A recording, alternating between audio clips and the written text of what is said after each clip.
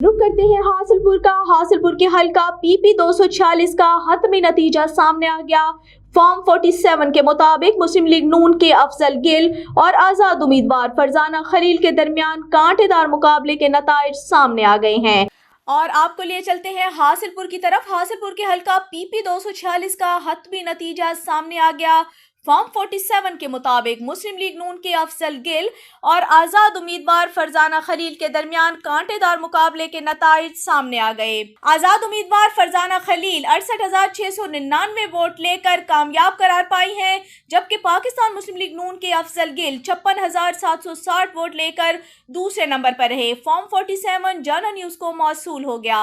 आपको एक मरतबा फिर से आगाह करते चले, हासिलपुर के हल्का पीपी 246 का हतमी नतीजा सामने आ गया।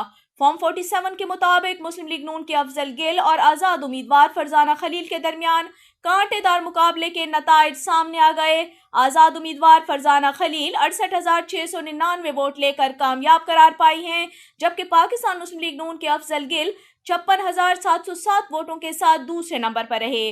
फॉर्म 47 जर्नल न्यूज को मौसूल हो गया।